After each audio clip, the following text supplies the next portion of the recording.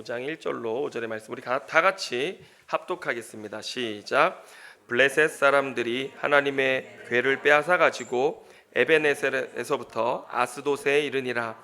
블레셋 사람들이 하나님의 궤를 가지고 다곤의 신전에 들어가서 다곤 곁에 두었더니 아스돗 사람들이 이튿날 일찍이 일어나 본즉 다곤이 여호와 궤 앞에서 엎드러져 그 얼굴이 땅에 닿았는지라. 그들이 다곤을 일으켜 다시 그 자리에 세웠더니 그 이튿날 아침에 그들이 일찍이 일어나 본즉 다곤이 여호와의 궤 앞에서 또다시 엎드러져 얼굴이 땅에 닿았고 그 머리와 두 손목은 끊어져 문지방에 있고 다곤의 몸뚱이만 남았더라.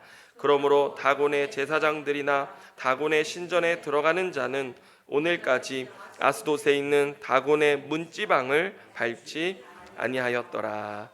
아멘. 네, 오늘 우리가 함께 말씀을 나눌 제목은 뭐라고 했죠?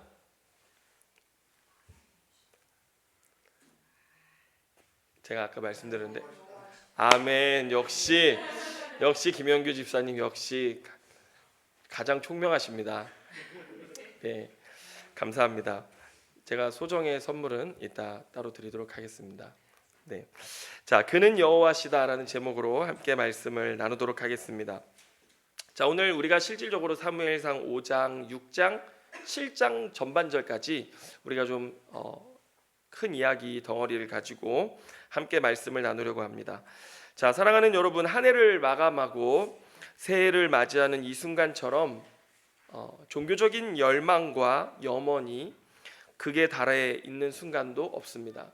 지금 보신각 앞에 세종대로에 모여있는, 광화문에 모여있는 사람들의 그 벅찬 그 염원, 희망, 그 마음의 그 뜨거움, 또 환희, 기쁨, 이런 것들은요 이루 말할 수 없을 정도로 충만하게 차 있는데요. 잠시 뒤 자정이 되면 보신각 제야의 종소리와 함께 수많은 사람들이 새해를 열면서 그 순간에 그 종교성에 도취되곤 합니다. 올해는 여러분 자정의 태양이라고 아세요? 지름 12m의 불빛을 발하는 태양 구조물이 떠오릅니다. 이번 올해는요 자정이 되면. 그래서 세계에서 가장 먼저 새해를 밝히겠다라고 하는 그런 포부를 서울시에서 가졌다고 하는데요. 여러분, 그뿐입니까? 수많은 인파가 새해가 되면 어떻게 합니까? 떠오르는 태양, 일출을 보기 위해서 강원도며 할 것 없이 어디든 일출을 볼 수 있는 곳이라면 인산인해를 이루지 않습니까? 왜 그럴까요? 그 새벽 공기를 느끼고 어떤 기운을 받기 위함인데요. 기독교도 세계 다른 종교들과 함께 오늘 이 시간에 모여서 많은 의미를 부여하면서 함께 예배합니다. 저도 거의 평생을 엄마 손에 이끌려서 예배에 나왔죠. 송구영신 예배 나와서 한 해 동안 잘못했던 거를 종이에 다 써가지고, 여기 앞에 보면 냄비가 있어요. 그 불을 붙여가지고 이걸 다 태우면서 한 해의 죄를 회개하고 막 그 연기에 콜록콜록하고 막 교회 또 예배 시간에 그거 연기 타오르니까 환기시킨다고 막 창문 열어가지고 냄새 빼내고 했던 그런 기억들도 있고. 여러분, 오늘은 제가 이렇게 간단하게 했지만 사랑의 종소리 아시죠? 사랑의 종소리, 그 노래를 찬양을 부르면서 성도들끼리 막 용서의 시간을 갖도록 이제 목사님이 막 인도를 하시는데 나는 용서 못합니다 이러고 막 뛰쳐나가는 사람도 있고, 예배 시간에 별일 다 있어요. 저도 사역할 때는 이제 이때 되면 멋진 영상을 만들어서 이제 화면에 띄워놓고 카운트다운을 외치는 거죠. 5, 4, 3, 2, 1, 와 새해입니다 막 이런 것도 하고 다 했어요. 저도 그렇게 막 했는데, 또 모교에 제가 있었던 모교에는요 송구 예배가 있고 영신 예배가 있어요. 그래서 11시 30분에 예배가 시작해서 30분 동안 과거를 회개하고 송구하는 예배를 드려요. 그리고 12시가 딱 되면 목사님이 시계를 보시고 12시 새해가 밝았습니다 하면서 영신 예배를 또 드려요. 그래서 2번 예배를 드렸던 기억도 있습니다. 아무튼 얼마나 세계 모든 종교들이 기독교를 포함해서 이 순간을 의미 있게 보내려고 노력해 왔는지요? 모두 다 뭐 때문이에요? 하나님에 대한 갈망, 신에 대한 갈망 때문입니다. 여러분, 오늘 우리는 본문을 통해서 하나님을 강렬하게 소유하고자 했던 두 민족을 보게 되어집니다. 하나는 언약궤를 빼앗긴 이스라엘 백성들이고요, 또 하나는 블레셋 족속입니다. 둘 다 하나님을 소유하는 것이 얼마나 그들에게 대단한 일인지를 알았던 사람들입니다. 이스라엘 백성들은 그 법궤를 가지고 있다라는 것 자체에 얼마나 열광하고 또 그들이 자신했는지요. 또 블레셋은 그 법궤를 빼앗았잖아요. 그래서 나중에 그 법궤 앞에 특별한 제사를 드리기도 합니다. 자, 그래서 홈리와 비느하스는 전쟁에서 승리하기 위해 어떻게 했습니까? 언약궤를 성막에서 꺼내 가지고 전쟁에 앞세웠지요. 그리고 그 광경을 보고 열광하던 이스라엘 백성들을 본 블레셋도, 야, 쟤들이 가지고 있는 그 신, 저들이 소유하고 있는 저 신이 얼마나 위대한 신인지를 블레셋도 알고 있었어요. 여러분, 우리가 한 장 앞으로 가서 사무엘상 4장 7절로 8절 말씀을 한번 읽어보겠습니다. 사무엘상 4장 7절과 8절의 말씀 우리 같이 읽습니다. 시작. 블레셋 사람이 두려워하여 이르되 신이 진영에 이르렀도다 하고 또 이르되 우리에게 화로다. 전날에는 이런 일이 없었도다. 우리에게 화로다. 누가 우리를 이 능한 신들의 손에서 건지리요. 그들은 광야에서 여러 가지 재앙으로 애굽인을 친 신들이니라. 이렇게 말씀합니다. 블레셋도 이 이스라엘의 신이 어떤 신인지를 알았어요. 어떤 신이었어요? 얼마나 놀라운 능력을 행했던 신이냐? 당대에 가장 강력했던 나라 이집트였습니다.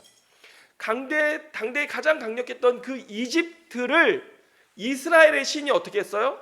그 백성들을 구원해내기 위해서 바로에게 찾아가서 10가지 재앙으로 이집트의 모든 신들을 무찌르고 그리고 그 백성을 데리고 나왔습니다. 그리고 바로 왕이 죽었죠. 수많은 군사가 홍해 바다에 수장되어졌죠. 이거는 온 천지가 두려워하며 떨며 들었을 놀라운 사건이었습니다. 그런데 그 하나님이, 그 신이 지금 이스라엘과 블레셋의 전쟁 사이에 나타난 것입니다. 그래서 그들이 얼마나 두려워하고 떨었는지요. 그런데 여러분, 오늘 우리가 읽은 본문 5장 2절을 보면 블레셋이 또 쫄지 않았어요. 이스라엘이 저렇게 대단한 신을 데리고 나오니까 자기들도 오히려 더 무장을 하고 심기일전해서 전쟁해가지고 이겨버렸어요. 그래서 그 법궤를 빼앗아 가지고 왔거든요. 그런데 여러분, 5장 2절 보면요, 그 빼앗은 언약궤를 그들이 어떻게 합니까? 5장 2절 같이 읽습니다. 시작. 블레셋 사람들이 하나님의 궤를 가지고 다곤의 신전에 들어가서 다곤 곁에 두었더니. 여러분, 블레셋도 이제 이 대단한 신을 갖게 된 거예요. 그랬으니까 여러분, 다곤 신은요, 곡식의 신입니다. 곡식의 신. 자신들이, 이 블레셋은 굉장한 해안 평야를 가지고 있었던 기름진 땅이었거든요. 거기에 자신의 곡식의 신 옆에 곡식의 신이 이겨서 이스라엘 신을 데리고 온 거잖아요. 그래서 곡식의 신 옆에다가 그 자기들이 승리해서 이 전리품으로 가져온 다른 신들을 이렇게 진열해 놓는 것들이 고대에 있었던 일들인데, 이스라엘의 신을 갖다 딱 거기다 진열해 놓은 거예요. 여러분 보세요. 이 곡식의 신 플러스 애굽을 이긴 전능한 신을 소유하게 된 것입니다. 여러분, 이스라엘 백성들, 블레셋 백성들도요, 이집트하고 접경 지역을 마주하고 있었기 때문에 잦은 전쟁이 있었어요. 그래서 블레셋이 이 세계의 최강국인 이집트를 이제 이길 수 있게 됐다라고 하는 이런 엄청난 힘과 능력, 권세를 갖게 됐다라고 그들도 막 기뻐하고 자부했던 것이죠.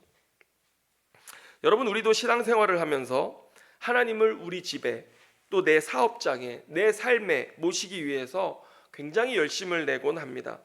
어떤 분은 목사님을 가정에 모셔서 극진히 대접하고 신방을 받으면서 예배하기도 하고요. 또 저는 한 달에 한 번씩 또 사업장에 저를 모셔서 이렇게 예배하고 식사하고 그리고 기도받는 분들이 계세요. 또 거기 가서 그렇게 극진히 그렇게 또 예배 하길 원하는 사람들을 만나기도 하고, 또 여러분 송구 영신 예배 때 하면요, 저에게 있어서 가장 힘들었던 기억이 뭐냐면요, 다 줄 서가지고 기도를 받아야 돼요, 가정별로.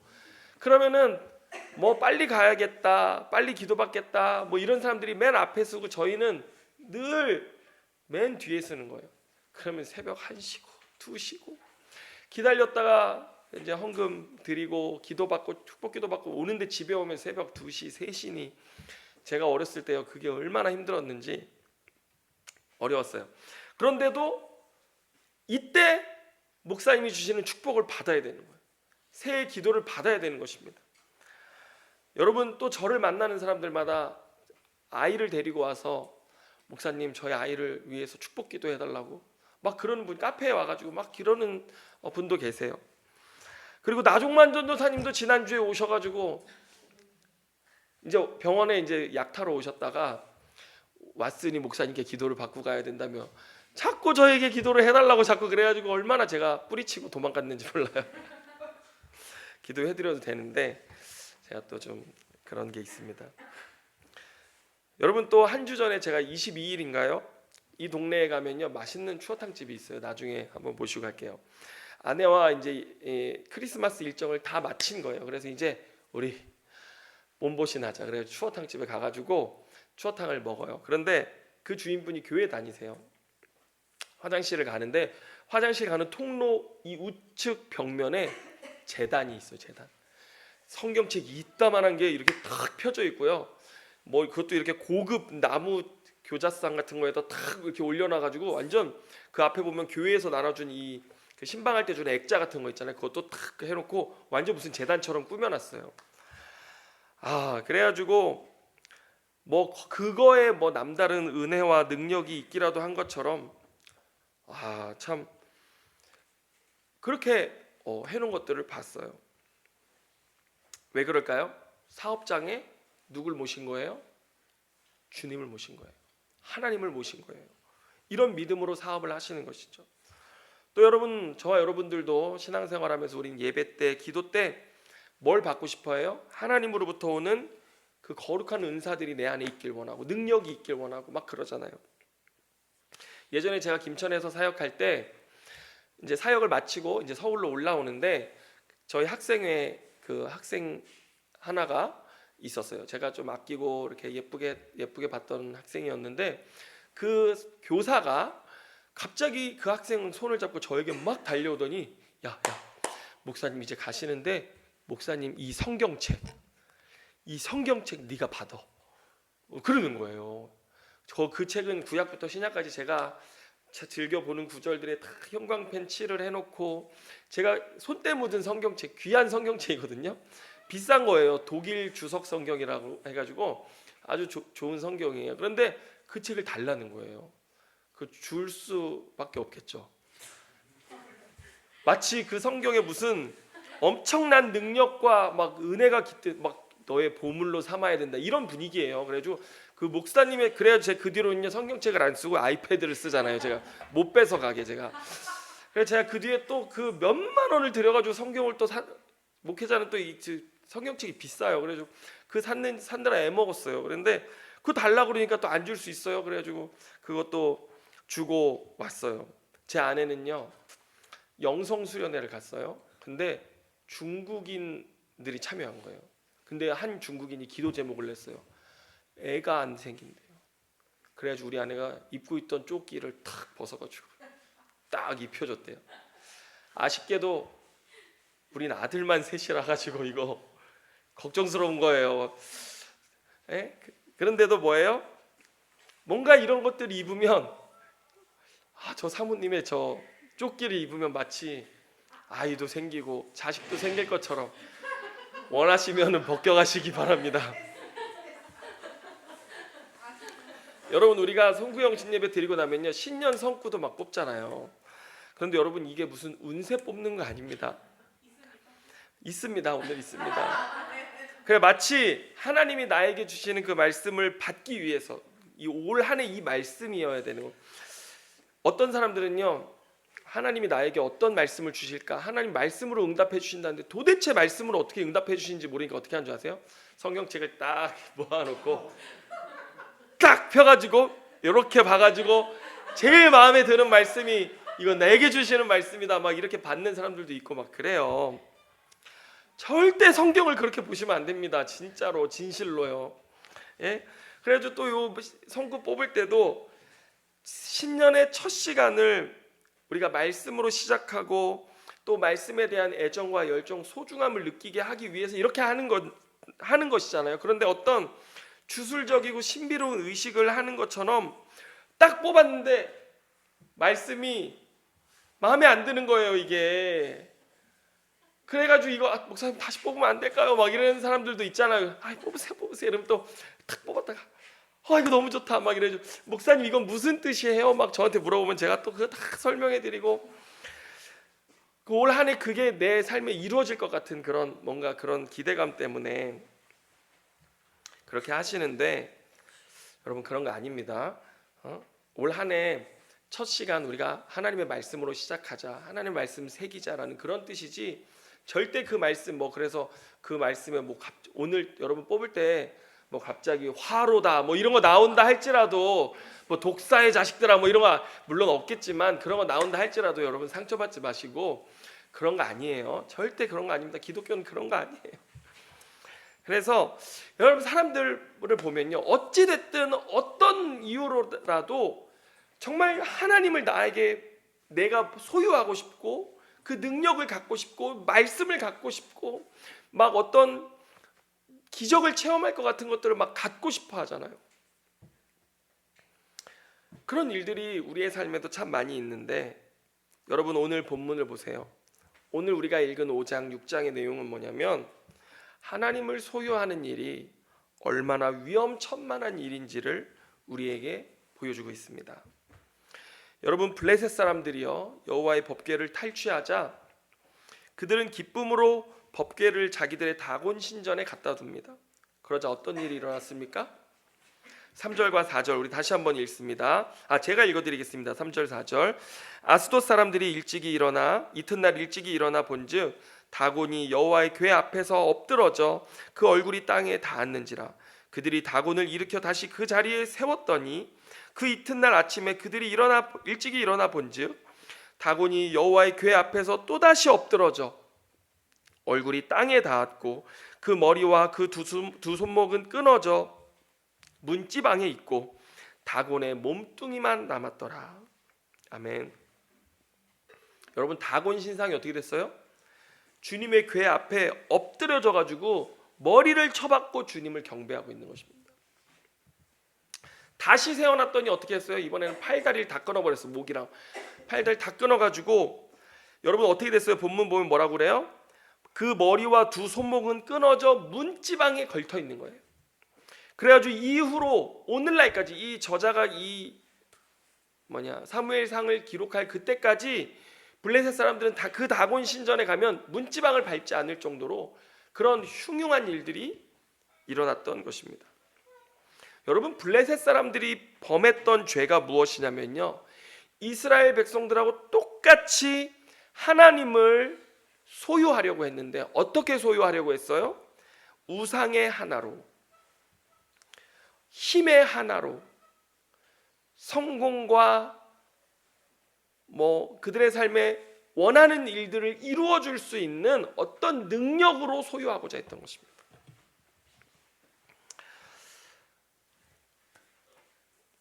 여러분 블레셋 사람들에게 그게 어떤 힘이었어요? 제가 앞서도 말씀드렸지만 대제국 이집트를 이길 수 있는 힘이었어요. 얼마나 갖고 싶었겠어요. 얼마나 소중했겠어요. 그러니까 이튿날 일찍 일어나서 벌써 나가서 봤잖아요. 어떤 일이 일어났을까. 그런데 웬걸요, 주님은 그들의 신 다곤을 심판하시는 현장을 그들에게 보여주셨습니다. 여러분 우상의 특징이 뭔지 아십니까? 다다익선입니다. 인도에는 3억 3천 개의 신이 있는데 마켓에 가면 오늘 나에게 행운이 필요하면 행운을 주는 신을 사면 됩니다. 오늘 나에게 질병이 있으면 질병을 고쳐주는 신을 사면 됩니다. 다다익선이에요. 그래서 3억 3천 개의 신이 마켓에 전시되어 있는데 그거 자기가 원하는 거 사서 소유하면 어떻게 되는 거예요? 내 삶에 더 좋은 일, 더 안정과 더 평안과 더 행운을 가져주는 더 좋은 기운을 주는 일들이 많이 일어난다라고 믿는 거예요. 여러분, 오늘 이스라엘과 블레셋도 하나님을 그렇게 소유하려고 했습니다. 그런데요, 오늘 여호와 하나님은 그런 블레셋을 심판하기 시작하셨습니다.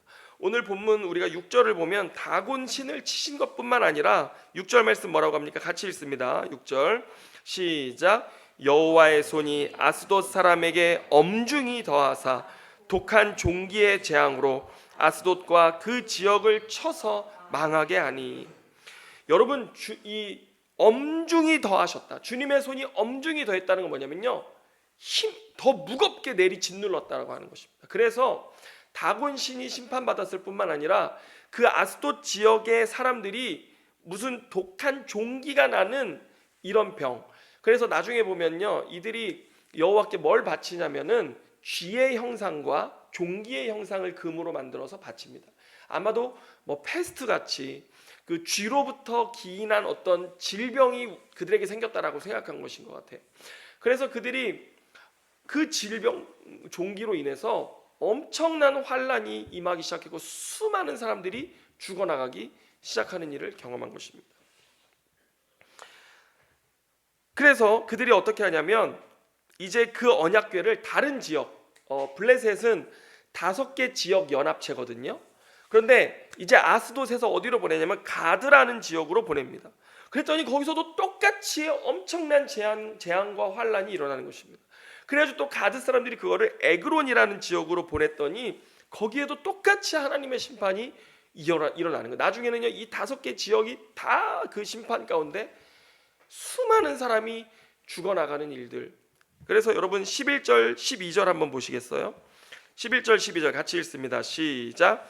이에 사람을 보내어 블레셋 모든 방백을 모으고 이르되 이스라엘 신의 궤를 보내어 그 있던 곳으로 돌아가게 하고 우리와 우리 백성이 죽임 당함을 면하게 하자 하니 이는 온 성읍이 사망의 환난을 당함이라. 거기서 하나님의 손이 엄중하심으로 죽지 아니한 사람들은 독한 종기로 치심을 당해 성읍의 부르짖음이 하늘에 사무쳤더라. 여기 보면요, 다른 이유로도 많이 죽은 거예요. 죽지 아니한 사람들은 독한 종기로 또 치시고 막 이랬던 거 보면요, 뭐 수많은 이유들로 사람들이 막 죽어나가기 시작하는 거예요. 11절에 보면 사망의 환난을 당했다. 12절에도 보면 성읍의 부르짖음이 하늘에 사무쳤더라 라고 이야기할 정도로 대재앙이 블레셋 가운데 일어난 것입니다.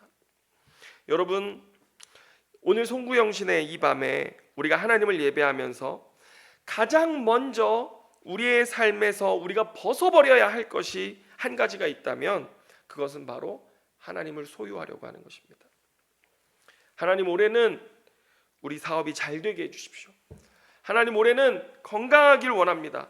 우리의 자녀 결혼하기를 원하고 자녀들 좋은 직장 취업되고 좋은 대학 가고 우리에게 자녀가 없는 집엔 자녀도 주시고 승진도 하게 해주시고 평안하게 해주세요.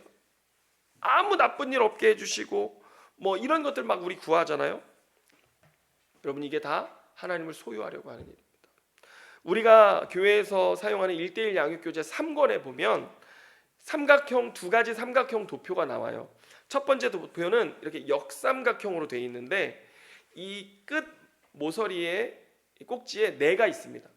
그리고 한쪽에 하나님이 있고 또 한쪽에는 영매가 있어요. 영매, 이 종교 지도자들. 그래서 내가 원하는 것을 영매를 통해서 하나님이 들어 나에게 응답하도록 하는 것입니다. 누가 주인이에요? 누가 하나님이에요? 내가 모든 걸 조종하고 통제하는 주인인 거예요. 종교 지도자와 하나님은 다 그 내 뜻을 수행하는 종인 거예요. 여러분, 이게 뭔지 아십니까? 이게 하나님의 진노 아래에 있는 사람의 모습입니다. 하나님을 소유하고 통제하려고 하는 사람, 죄인이라고 합니다. 성경에서는.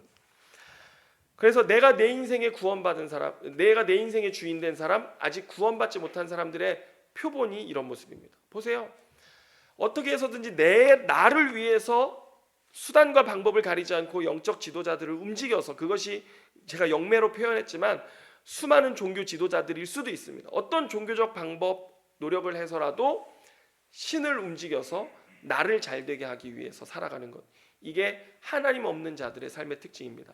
그런데 참 그리스도인의 삶은 이렇게 원래 정삼각형 모양이 되어져 있고, 요 꼭지에 하나님이 올라가 계십니다.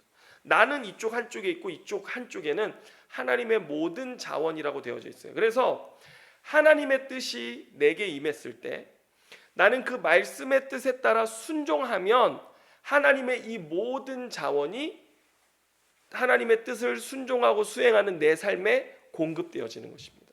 누가 주인이에요? 하나님이 주인인 것이죠.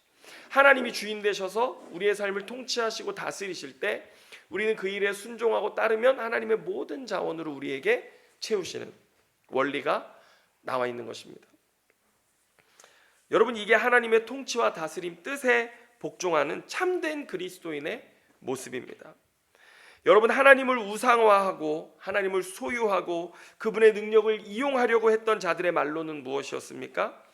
제사장 홈니와 비나스로 대표되는 전 이스라엘 백성은 영광이 떠나간 법궤를 들고 전쟁에 나갔다가 3만 명이 죽었습니다.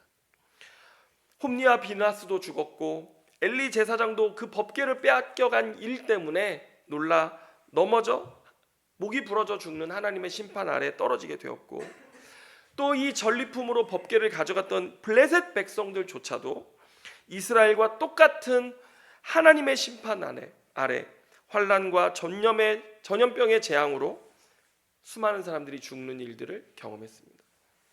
여러분, 이것이 하나님을 소유하려고 하는 자들의 말로입니다.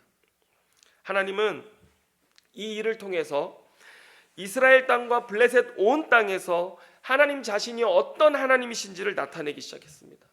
블레셋이요, 6장 1절로 가보겠습니다. 여러분, 6장 1절 보면 7달 동안 이 하나님의 법궤, 언약궤를 가지고 있었다고 해요. 그런데 이제 6장의 내용을 쭉 보면 우리는 블레셋 사람들의 이 영민함을 배워야 합니다. 자, 사무엘상 6장 5절로 6절의 말씀 한번 찾아보겠습니다. 사무엘상 6장 5절로 6절의 말씀을 보면, 자, 같이 읽습니다. 시작. 그러므로 너희는 너희의 독한 종기의 형상과 땅을 해롭게 하는 쥐의 형상을 만들어 이스라엘 신께 영광을 돌리라. 그가 혹 그의 손을 너희와 너희 신들과 너희의 땅에서 가볍게 하실까 하노라. 애굽인과 바로가 그들의 마음을 완악하게 한 것 같이 어찌하여 너희가 너희의 마음을 완악하게 하겠느냐. 그가 그들 중에서 재앙을 내린 후에 그들이 백성을 가게 함으로 백성이 떠나지 아니하였느냐. 아멘. 블레셋 지도자들이 자신들의 제사장과 또 이 신적인 일들을 하는 사람들을 불러 모아요. 여기 보면은 성경에 나와 있는데, 그래서 의논을 하고 세 가지 결론을 내립니다. 자, 첫 번째, 속건제를 드려서 이스라엘 신께 영광을 돌리자라고 이야기합니다. 여러분, 이 속건제가 뭐냐면요, 부지 중에 범한 죄에 대해서 배상하는 겁니다. 배상의 그 제물을 주님께 드려서 죄를 속가는 것. 그러니까 배상 책임을 묻는 거예요. 그렇게 해서 죄를 용서받는 게 속건죄라고 해요. 레위기에 나와 있는 속건죄예요. 그래서 그들이 부지 중에 알지 못하고 이 법궤를 잘못 다루었다라고 생각해서 거기에 대해서 어떻게 해요? 블레셋 5도시에 임한 재앙을 본따서 악성 종기 모양과 쥐의 모양을 금으로 본따서 제물로 바쳐가지고 보내버리는 거예요. 자, 그리고 두 번째로, 그들은 애굽 왕 바로 때와 같이 마음을 완악하게 하지 말자라고 이야기합니다. 참 대단해요. 그들은 이스라엘의 그 신, 이 여호와의 뜻을 알고 순종하기로 했습니다. 이 땅에 그 이스라엘 신이 이 블레셋 땅에 있기 싫다라고 하는 것을 그들이 알았던 거예요. 그래서 그들은 이제 그 신에 대한 경외심을 갖게 되었고, 앞서 보면요, 우리가 읽은 본문에 뭐라고 돼 있어요? 속건제와 함께 신께 영광을 돌리자라고 이야기합니다. 영광을 돌려요. 애굽 왕 바로와 같이 마음을 완악하게 하지 않는 발빠른 회개를 한 것입니다. 여러분, 바로는요, 모세가 여러 번 가서 이야기했지만 어떻게 했어요? 끝까지 마음을 완악하게 했더니 결국 10가지 재앙 다 받고 장자까지 나중에 죽어서 그제서야 어쩔 수 없이 내보냈잖아요. 그 이스라엘 백성들의 성경의 이야기들을 이들이 알고 있었던 거예요. 그래서 어떻게 해요? 우리 바로처럼 어리석게 하지 말자. 우리 속히 내보내자. 그렇게 해가지고 발빠른 회개, 자신들의 삶을 돌이켜서 그 신 앞에 합당한 예배를 드리고 영광을 돌려서 그분을 보내드리자라고 했던 것입니다. 그리고 세 번째로는요, 그들은 정말 영민했던 게 무엇이냐면 이 일이 우연인지 정말 여호와라는 그 신으로부터 온 건지 테스트해보자. 그래가지고 어떻게 하냐면 젖먹이는 어미소 둘을 새끼들하고 같이 데리고 오다가 새끼를 떼어서 억지로 떼어서 우리의 그 본래 우리의 가둬 놓습니다. 그리고 이 어미소들을 데려다가 새 수레, 그 하나님에 대한 얼마나 경외심이 있는지 새 수레로 금으로 된 제물과 함께 거기에 언약궤를 올려가지고 베세메스라고 하는 이스라엘 쪽으로 보내는 거예요. 근데 어미소의 본능은 뭐예요? 새끼소가 있잖아요. 내 새끼소. 여러분 지금 푸바오가요, 새끼랑 떨어지는 것 때문에 얼마나 신경이 예민해져 있는 줄 아십니까? 그 푸바오가 지금 그런 상황이래요. 마찬가지인 거예요. 이 어미소들도 떨어지니까 얼마나 슬프겠어요? 그 동물의 본성이 있잖아요. 이게 만약에 소들이 다시 새끼 쪽으로 돌리면 이거 우연이다. 하지만 이 소들이 본능성을 이기고 바로 가면 이거는 하나님이 행하신 일이다.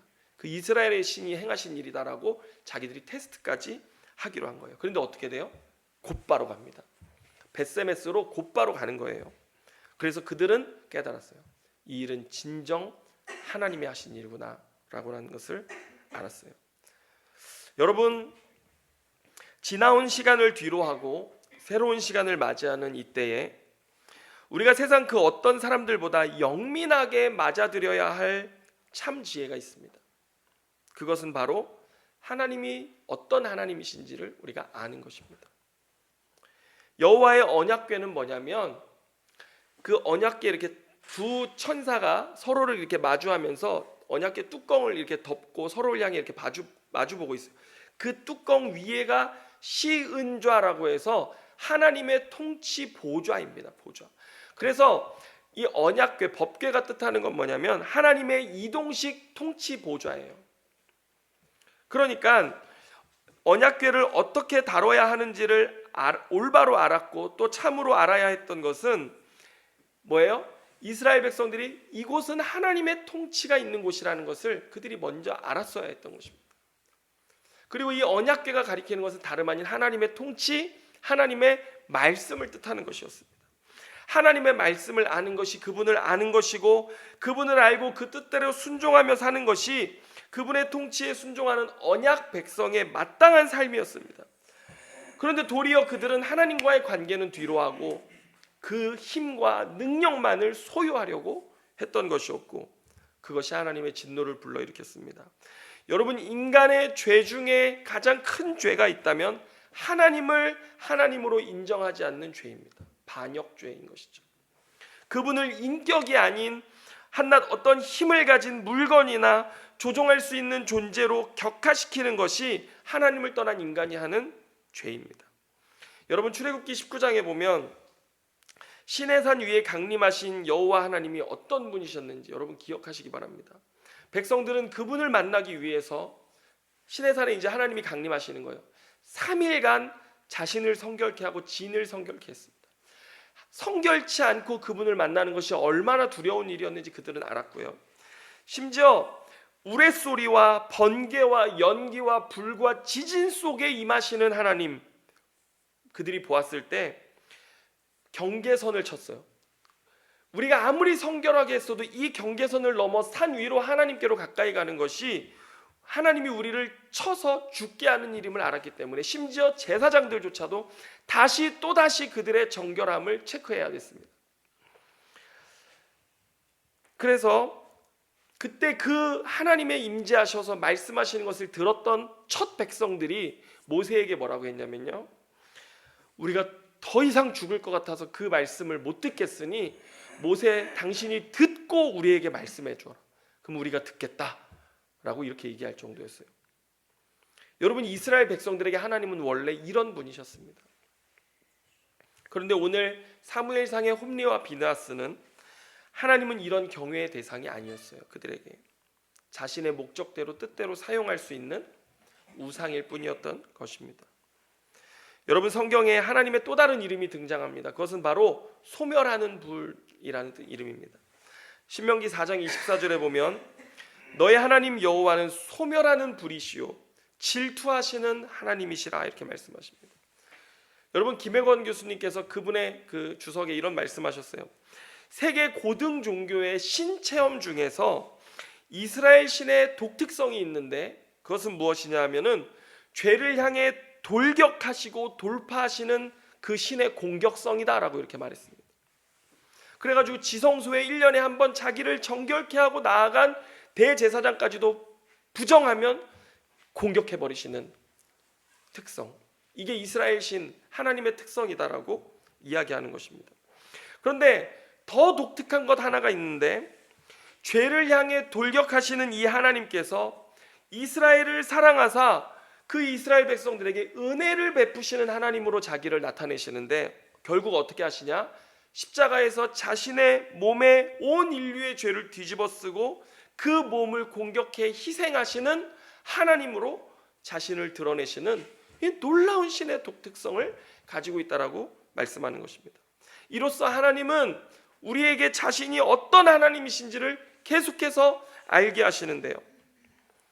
여러분, 우리가 죄악과 어둠 속에 거하고 하나님을 소유하려 하는 죄를 범할지라도 여러분, 오늘 저와 여러분이 아직 여전히 죽지 아니하는 것은, 우리가 여전히 진멸되지 아니하는 것은 여호와의 인자하심이 무궁하시기 때문입니다.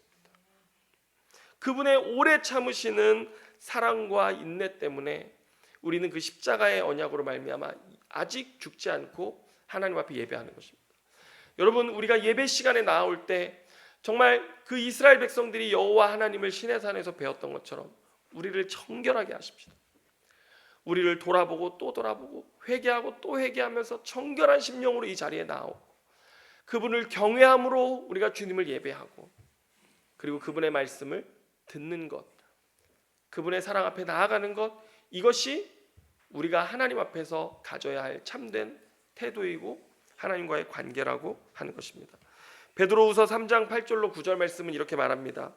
사랑하는 자들아, 주께는 하루가 1000년 같고 1000년이 하루 같다는 이 한 가지를 잊지 말라. 주의 약속은 어떤 이들이 더디다고 생각하는 것 같이 더딘 것이 아니라 오직 주께서는 너희를 대하여 오래 참으사 아무도 멸망하지 아니하고 다 회개하기에 이르기를 원하시느니라. 여러분, 하루 한 해가 지나는 이 시간의 비밀 속에서 주님의 마음을 아는 것이 중요합니다. 여러분, 시간이 바뀌었습니다. 2024년이 왔습니다. 이 시간의 변화, 또 우리는 언젠가 2025년을 맞이하게 될 것이고 2026년을 맞이하게 될 것이에요. 이런 시간의 끊임없는 반복되는 그 변화 속에서 여러분, 우리가 기억해야 될 것은 다른 어떤 기운, 능력을 받고 어떤 것들을 소유하고 복을 소유하고 안녕을 소유하는 그것이 아니라 뭐예요? 하루를 1000년같이, 1000년을 하루같이 오늘 우리가 하나님 앞에 회개하고 돌아와서 그분을 소유하는 자가 아니라 그분과의 관계 가운데 나아가는 자로 우리가 서기를 원하신다라고 하는 것입니다. 여러분, 그 주님의 뜻, 주님의 사랑을 깨닫고 오늘 이 밤에, 이 새벽에 그 주님 앞에 다시 온전하게 나아가는 저와 여러분의 삶이 다 될 수 있기를 주님의 이름으로 축원합니다. 기도하겠습니다. 주님, 감사합니다. 주님, 우리를 사랑하사 우리의 죄악과 우리의 반역과 우리의 어리석음과 하나님을 알지 못하는 무지 속에서도 우리를 살리시고 우리에게 말씀하시며 하나님이 어떠한 분이신지 우리에게 알게 하시는 주님, 우리가 주님을 온전히 알기를 원합니다. 새해가 밝아오는 이 시점, 한 해가 지나가고 새해를 맞이하는 이 순간에 우리가 꼭 알아야 할 것은 그 주님의 마음이요 주님의 부르심인 줄로 믿습니다. 주님, 우리가 그 부르심 앞에 온전히 반응하며 서게 하시고 주님과의 관계 가운데, 온전한 관계 가운데 이 한 해를 시작하게 하여 주옵소서. 모든 것 주님께 감사드리며 예수님의 이름으로 기도드립니다. 아멘.